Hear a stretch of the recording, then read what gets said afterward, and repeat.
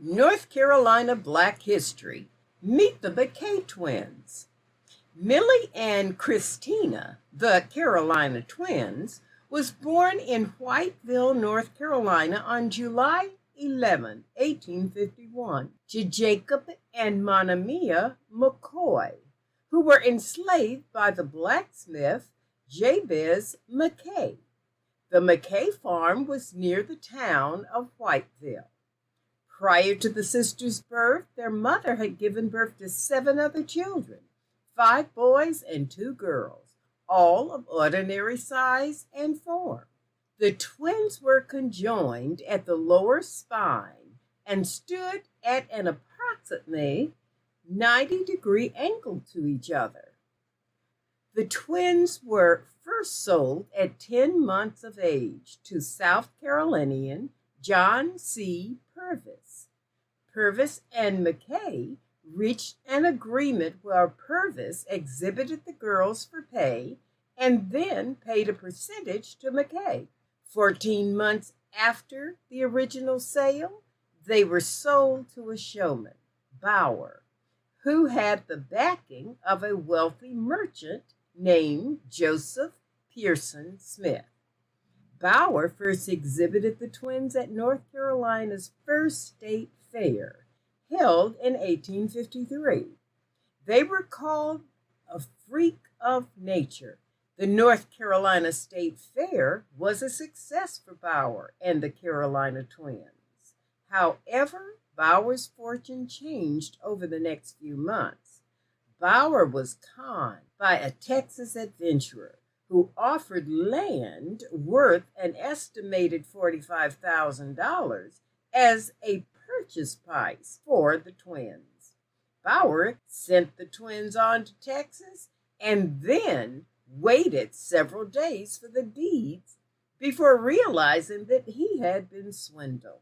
Bower returned to North Carolina to relate the loss to Joseph Pearson Smith.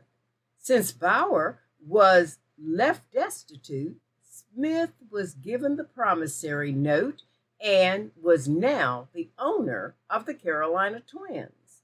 Millie and Christine were handled by several managers before being reclaimed by Smith in Britain in 1857. On January 1st, 1863, the Emancipation Proclamation ended their slave status, and they were no longer anyone's property.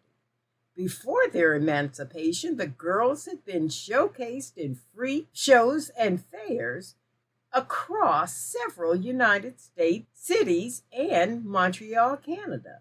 Smith traveled to Britain to collect the girls and brought with him their mother, Monimia, from whom they had been separated.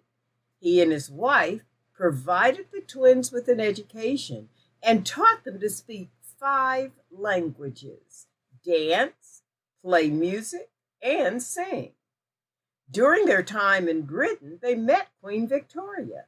For the rest of the century, the twins enjoyed a successful career as the Two-Headed Nightingale and appeared with the Barnum Circus. In 1869, a biography of the twins titled History and Medical Description of the Two-Headed Girl was sold during their public appearances. The twins' motto was, "As God decreed, we agreed," and they strove to turn impediments into assets. As toddlers, they were clumsy and fell down quite frequently. They eventually developed a sideways walk that turned into a crowd-pleasing dance style. They were able to master keyboard duets with 1 soprano and 1 alto voice and learn to harmonize. When they were in their 30s, the twins moved back to the farm where they were born, which their father had bought from Jabez McKay and left to them. On October 8, 1912, Millie and Christine died at age 61 of tuberculosis. Christine died 12 hours after her sister.